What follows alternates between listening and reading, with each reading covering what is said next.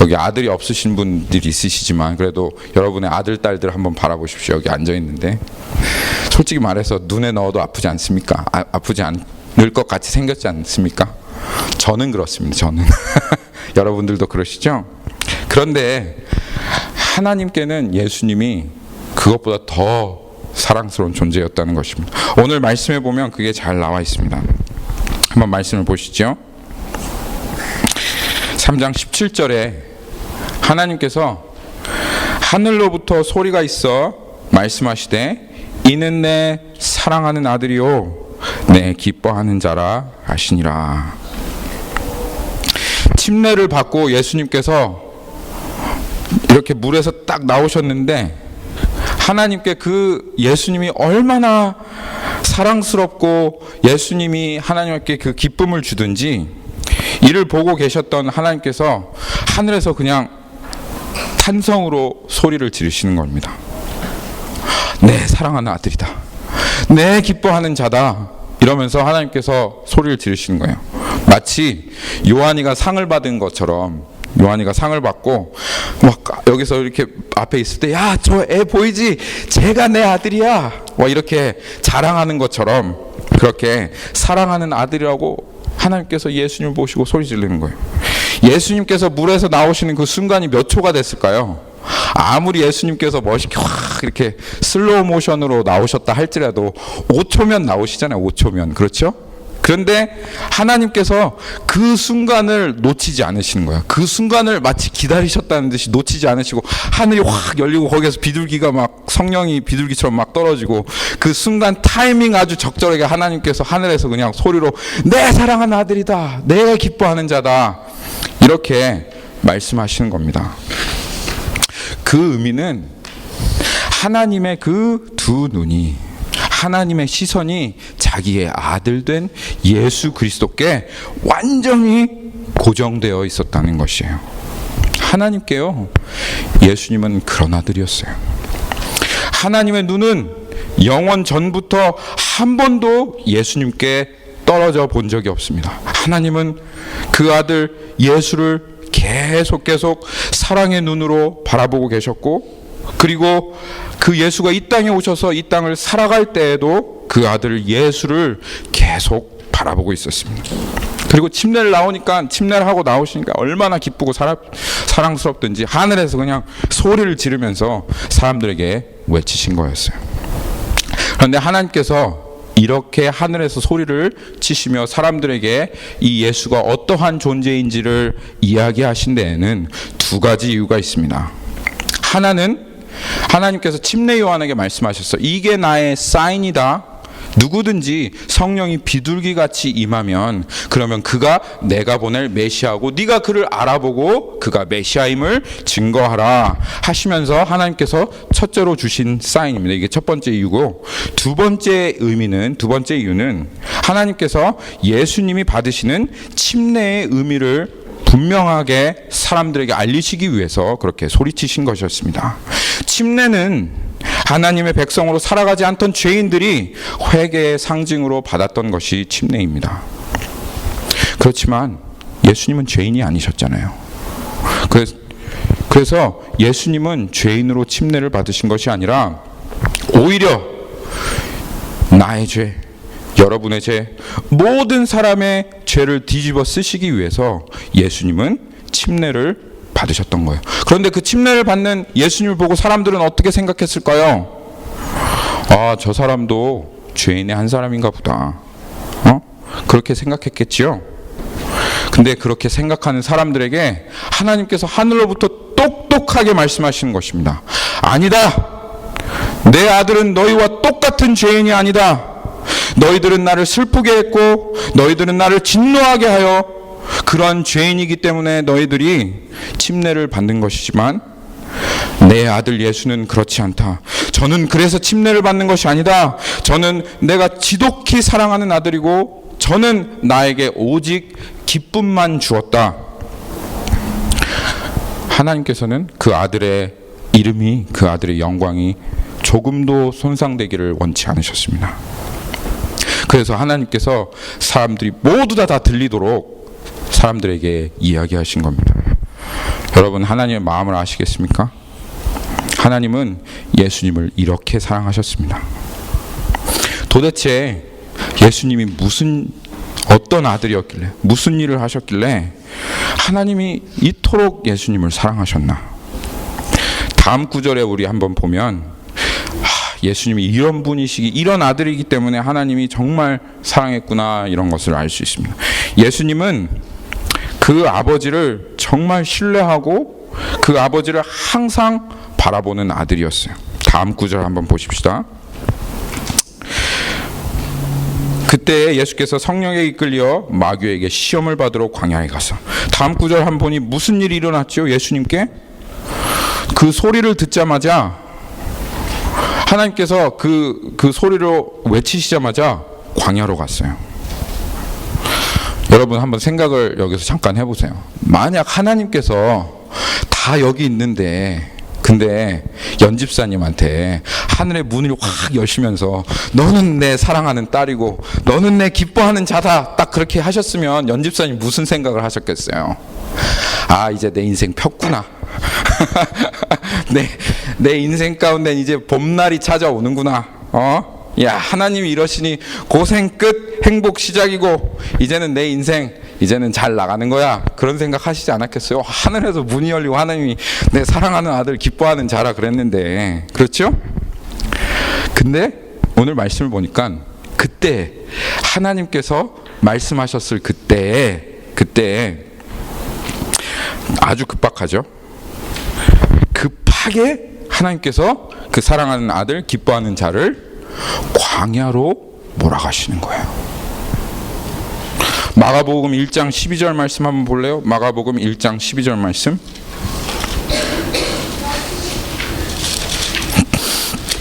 거기에 보면 더욱더 분명하게 이야기하고 있습니다. 성령이 곧 예수를 광야로 몰아내신지라, 막 이렇게 성령이 예수님을 막 이게 떠미는 장면처럼 보여지죠. 성령님께서 예수님을 막 광야로 떠미시는 거예요. 몰아가셨다, 그 말은 떠미셨다, 그 말입니다. 그때라고 하는 거는 아주 그냥 바로 직후를 얘기하는 겁니다. 아주 급박한 때를 얘기하는 거예요. 여기에서 우리가 하나 주목해야 할 것은, 예수님께서 광야로 가신 것은 자발적으로 가신 게, 예수님 가고 싶으셔서 가신 게 아니라는 거예요. 성령이 떠밀어서 광야로 가신 거라는 것입니다. 그리고 보니까 2절에 보니까 40일을 밤낮으로 금식하신 후에 줄이신지라 그랬죠. 네. 하나님께서 어떠한 설명을 하셨다는 말이 없어요. 아무런 설명 없이 갑자기 광야로 떠밀어 몰아가시더니 그 광야에서 아무런 설명 없이 40일을 굶주리게 하시는 겁니다. 그리고 아무런 설명 없이 광야에 덩그러니 남겨져서 그냥도 아니고 그 광야에서 온갖 시험을 받으시는 거예요. 그리고 맨 마지막 40일을 줄여서, 진짜 사람 40일 줄이면 힘이 하나도 없어요. 힘이 하나도 없는데 갑자기 마귀의 왕 중의 왕인 사단이 나오더니 야, 너 떡 먹고 싶지? 막 이렇게 하는 겁니다. 만약 우리 같으면 그 상황에서 어떻게 했을 것 같아요? 우리 명제 어떻게 했을 것 같아요? 원망과 짜증이 그냥 40일 동안 그치지 않았을 겁니다. 아니, 하나님 나 사랑한다면서요. 하나님 나 기뻐하는 자라면서요. 이게 사랑하는 겁니까? 하면서 막 하늘에 딱 삿대질을 하고 소리를 지르고 막 발을 차고 발악을 했을지도 모를 그런 일이죠. 사단이 와서 시험을 하면 옳았구나, 잘됐다, 하나님 한번 두고 보세요, 사랑한다고 하면서 나를 이렇게 광야로 몰아가셨죠? 나 사단한테 그냥 홀딱 넘어가 버릴 거야, 이러면서 바로 그냥 죄 가운데, 우리는 그렇게 했겠죠. 우리는 그런 사람들입니다. 그런데 예수님은 어떻게 하시죠? 말씀을 보니까 이 시험 가운데 조금의 원망이나 불평을 했다는 기록이 없습니다. 그저 나를 광야로 인도하시는 그 하나님의 선하심을 바라보고 그 아버지를 끝까지 신뢰하며 그 시험의 자리를, 하나님께서 무슨 뜻으로 나를 이 시험의 자리에 두셨는지 알아도 몰라도 상관없다, 하나님이 하시는 거라면, 내 아버지께서 나에게 하시는 거라면 그것은 선한 것이야. 그 시험의 자리에 묵묵히 걸어가십니다. 아담과 하와는 그 낙원에서 모든 것을 가지고 있을 때 사단의 유혹을 받고 하나님을 배반했습니다. 하지만 예수님은 하늘에 가지고 있었던 그 모든 것들을 다 잃어버리고 이제는 광야로 끌려갔을 때라도 예수님은 그 하나님을 끝까지 사랑하고 끝까지 신뢰했습니다. 그리고 이 뒤에 이제 4장 뒷부분을 읽어보시면 사단의 유혹을 예수님께서 어떻게 이겼는지를 잘 설명하고 있습니다. 보여주고 있습니다. 어떻게 예수님께서 그 사단의 유혹을 이기셨습니까? 그 아버지를 신뢰함으로, 끝까지 그 아버지를 사랑함으로, 그 아버지의 말씀을 절대적인 진리로 믿음으로 그 모든 사단의 유혹을 예수님께서 그 아들로서 이겨내십니다. 여러분, 이 예수님의 이 모습을 바라보는 하나님 아버지의 마음은 어떠했을까요? 여기 자식이 없으신 분은 아마 잘 모를 겁니다. 그런데 저는 아들이 둘이고 딸이 둘이라서 그 마음이 어떤 마음인지 조금 압니다. 내 아들이, 내 딸이 오직 나를 신뢰해서 목숨을 걸고 모든 유혹을 이겨내며 내 말을 지키고자 할 때 그 아버지는 그 아들을 향한 사랑으로 마음이 녹아내립니다. 정말 그 아들을 보면서 얼마나 자랑스럽고 그 아들이 얼마나 기쁘고 얼마나 사랑스러운지 그 아들을 바라보면서 정말 견딜 수 없는 마음이 되는 것이 아버지의 마음이죠. 그런데 예수님은 이때뿐만 아니었습니다. 영원 전부터 영원까지 예수님은 하나님께 이런 아들이었어요. 이 땅을 살아가실 때 어떠한 고난과 유혹이 찾아온다 할지라도 하나님을 향한 예수님의 마음은 한 번도 변해 본 적이 없어요. 어떤 상황이 되어도 죽도록 아버지를 신뢰하는 아들, 죽도록 아버지를 사랑하는 아들, 그 아들이 바로 예수님이었고 아버지는 그 아들을 정말 죽도록 사랑했습니다. 하나님이신 성자 예수님께서, 예수님 하나님이시잖아요. 성자 예수님이신 하나님께서 역시 똑같은 하나님의 아들이라고 하는 게 우리에게 참 이해가 안 되죠. 그렇죠? 두 분 다 하나님이신데 한 분은 아버지시고 한 분은 아들이시라는 게 이해가 잘 되어지지 않습니다. 그런데 하나님께서 특별히 예수님을 아들이라, 특별히 독생자라고 하신 것은 이유가 있습니다.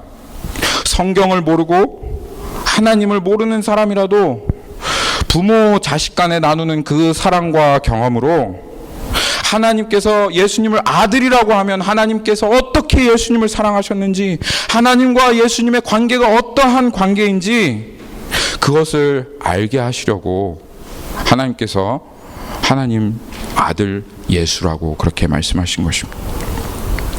여러분, 우리에게 아들이란 존재가 어떤 존재입니까? 우리에게 아들이란 존재 어떤 존재예요? 고슴도치도 자기 아들은 이쁘다고 그러지 않습니까? 아들을 낳아봐야지 이건 압니다. 딸을 낳아봐야지, 자식을 낳아봐야 이걸 알아요. 청년들은 여러분 부모의 마음 가운데 여러분을 향한 정말 깊은 사랑을 한번 생각해 보십시오. 저는 처음 군대 갈 때 알았습니다. 한 번도 저를 보고 울어보시지 않는 부모님께서 내가 충성, 아니죠, 필승이죠, 필승 이렇게 하는데 저를 보시고 어머니가 주르륵 오시는데, 아버지가 주르륵 오시는데 이제까지 내가 정말 아버지 어머니의 마음을 몰랐구나. 그 부모에게 있어서 내 아들, 내 딸은 사실 나보다 더 귀한 존재입니다.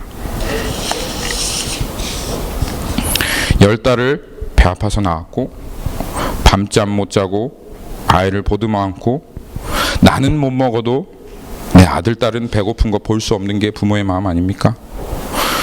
추운 겨울에 아직 해가 뜨지도 않은 그런 새벽에 칼바람을 맞으며 이기고 출근을 하고, 그리고 하루 종일 일하고 녹초가 되어 돌아왔을 때라도 그것으로 내 아들이 잘 될 수만 있다면,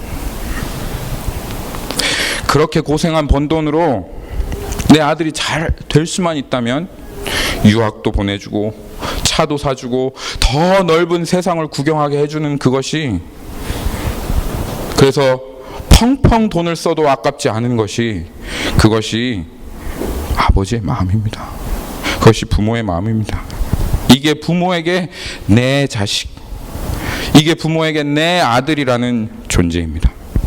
부모에게 있어서 아들이라는 존재, 딸이라는 존재는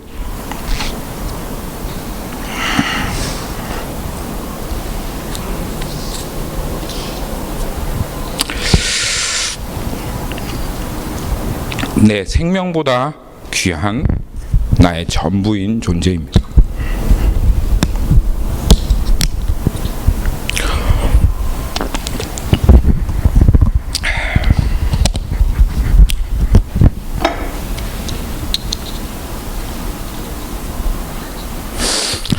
그런데 이 부모 안에 있는 이 사랑이 어디에서부터 왔습니까?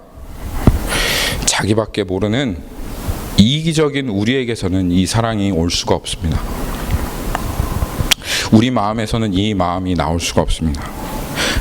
아버지 된 모든 사람에게, 어머니 된 모든 사람에게 쏟아 부어주시는 그 하나님의 사랑에서부터 이 마음이 온 것입니다. 그리고 이 사랑의 근원 되신 하나님께서 우리 이 이기적인 인간들에게도 이런 마음을 보내주셨는데, 근데 그 사랑의 근원 되신 하나님께서 자기 아들 예수인 그 아들을, 독생자를 얼마나 사랑하셨을까요? 정말 상상할 수 없는 그 사랑으로 자기 아들 예수를 사랑하셨습니다. 이 사랑을 받은 우리들, 이 크리스마스 이날에 사람들은 난리가 납니다. 토이자러스 가면 자기 아들 장난감 사주겠다고 막 선물을 사주겠다고 그 사랑 때문에 좋은 것 주려고 난리가 납니다. 그런데 2000년 전 크리스마스 날 12월 25일 말고 정말 진짜로 예수님께서 이 땅에 오시기 바로 전날 하늘에서는 두 분의 크리스마스가 있었습니다. 하나님 아버지와 예수님의 크리스마스가 있었습니다. 그토록 사랑하는 아들을 위해서 이날에 선물을 준비하셔야 했을 텐데 하나님 아버지의 손은 빈손입니다. 하나님은 세상을 다 가진 아버지시고 또한 더한 세상도 만드실 수 있는 하나님이신데, 그리고 그 사랑하는 아들, 기뻐하는 아들을 된 예수를 위해서 어떠한 선물도 주실 수 있는데, 근데 아버지의 손은 그 크리스마스 이브에 빈손이에요. 오히려 하나님께서, 그 아버지께서는 그 사랑하는 아들에게 이렇게 말씀하십니다. 사랑하는 아들아, 이 크리스마스 날에 내가 꼭 선물을 주고 싶은 그런 존재들이 있구나. 이 세상에 선물을 주고 싶구나. 이 세상에 꼭 필요한 선물, 이것이 없으면 세상은 죽을 수밖에 없기에 꼭 주고 싶은 선물이다. 이렇게 말씀하시는 하나님 아버지께서 우실 수만 있으셨다면 이 말씀을 하시고 얼마나 우셨을까요? 하나님 아버지와 언제나 한 마음이었던 그 아들은 그 선물이 무엇인지 잘 알고 있었습니다. 하나님이 세상을 이처럼 사랑하사 독생자를 주셨으니 이는 저를 믿는 자마다 멸망치 않고 영생을 얻게 하려 하심이라. 아버지, 제가 그렇게 하겠습니다. 아버지, 제가 가겠습니다. 내 몸을 선물 삼아서 저 세상에 가서 내 몸과 살을 찢어서 내 생명을 저들에게 주겠습니다. 아버지 사랑합니다. 2000년 전 크리스마스 이브 하늘을 떠날 채비를 하시고 이 땅에 오시는 그 자랑스럽고 사랑스러운 아들을 보시며 우실 수만 있다면 그 아버지는 한이 없이 우셨을 것이고, 또 그 우시는 아버지 곁을 떠나며 그 아들도 한이 없이 울었을 것입니다. 여러분, 도대체 우리가 무엇입니까? 사실 하나님 보시기에 우리는 흙이 아닙니까? 하나님이 만든 피조물이고 하나님께서 만들어진 존재인데, 그냥 마음에 안 드시면 부셔버리면 되시고, 그리고 다시 만드시면 그렇게 되는 존재가 하나님 앞에 우리들 아닙니까? 이 죄로 가득하고 하나님을 싫어하는 한갓 피조물 우리들을 위해서 어떻게 그 자신의 하나밖에 없는 이토록 사랑했던 이 아들을 우리에게 선물로 주신단 말입니까? 무엇 때문에 이 하나님의 전부를 우리에게 주시는 겁니까?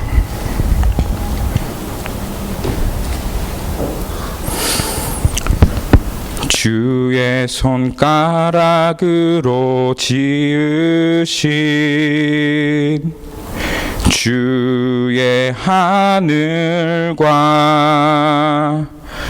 주가 베풀어 두신 달과 별, 내가 보니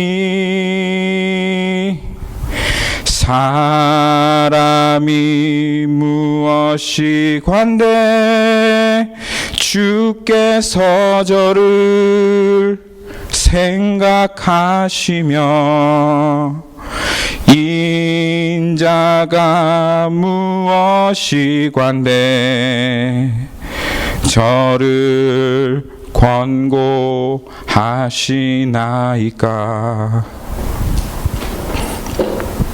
사랑하는 성도 여러분, 다른 이유가 없습니다.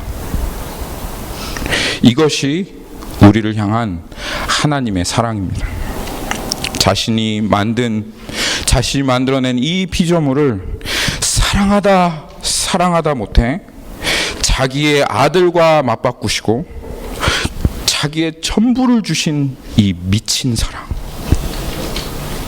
죽음과 같이 이 강렬한 사랑, 이 사랑으로 하나님은 크리스마스에 우리들에게 자신의 아들을, 자신의 독생자를 선물로 내어주셨습니다. 로마서 8장 32절 이렇게 말합니다. 자기의 아들을 아끼지 아니하시고 우리 모든 사람에게 내어주시니가 어찌 그 아들과 함께 모든 것을 우리에게 주시지 아니하겠느냐. 하나님께서 자기의 전부인 예수님을 주셨습니다. 아들이란 말은 자기의 전부란 말입니다. 예수님 안에 하나님의 모든 것이 담겨져 있습니다. 하나님의 전부를 담으셨습니다. 그렇다면 우리들도 하나님께 우리의 전부를 드리는 것이 마땅하지 않겠습니까? 그것이 우리가 하나님께 나아가야 할 바른 태도가 아니겠습니까? 그 독생자를 주신 그 하나님께 우리의 모든 것을 드리는 것이 마땅합니다. 할렐루야, 아멘. 이것을 알게 된 C.T. 스터드라고 하는 선교사님이 이렇게 고백하셨습니다. 예수 그리스도께서 하나님이시며 나를 위해 죽으심이 사실이라면 그분을 위해 내가 그 어떠한 희생을 한다 해도 그것은 결코 크다 할 수 없다. 말씀을 맺도록 하겠습니다. 이 성탄절에 크리스마스에 하나님께서 자신의 전부이신 예수 그리스도를 자신의 아들이신 우리를 그 끓어오르는 사랑으로 우리에게 선물로 주셨습니다. 그렇다면 여러분들이 예수 그리스도를 얻었다면 여러분들은 모든 것을 얻으신 것입니다. 여러분들이 예수 그리스도를 얻으셨다면 여러분들은 하나님의 전부를 얻으신 것입니다. 여러분 무엇을 더 찾고 계십니까? 여러분에게 예수 그리스도를 얻으셨다면 무엇이 부족하십니까? 우리는 오직 예수 그리스도만 구할 뿐입니다.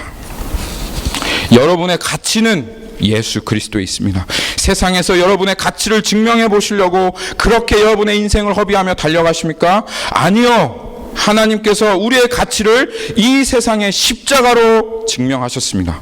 독생자를 주시고 그 독생자를 우리와 맞바꾸셨으니 우리의 가치는 예수님 자리입니다. 우리는 이보다 더 존귀해질 수 없습니다. 여러분이 어떠한 것을 추구하고 달려간다 할지라도 예수 그리스도를 얻는 것과는 비교할 수 없습니다. 예수 그리스도 가장 존귀하신 분이십니다. 크리스마스에 이 아들을 주시는 사랑과 그 사랑을 믿음으로 여러분 이 땅에서 아무것도 부럽지 않고 더 이상 존귀할 수 없는 가장 존귀하신 하나님의 아들로 하나님의 딸로 살아가시는 여러분들이 되시기를 예수님의 이름으로 축원합니다. 기도하겠습니다.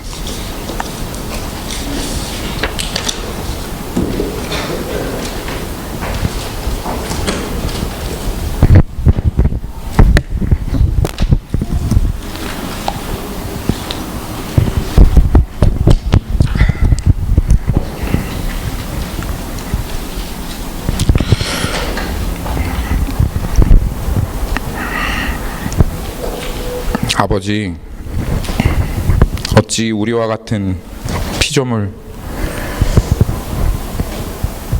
우리의 코끝에 숨이 붙어있는 너무나도 미약하고 먼지와 같은 존재를 위해서 자기 하나밖에 없는 하나님이신 독생자 예수 그리스도를 이 땅 가운데 허락하셨습니까? 그 아들이 그 아버지의 사랑을 가늠할 수 없듯이, 그 딸이 그 어머니의 사랑을 가늠할 수 없듯이 우리는 그 하나님의 사랑을 조금도 알 수 없습니다. 주님, 그런데 알기를 원합니다.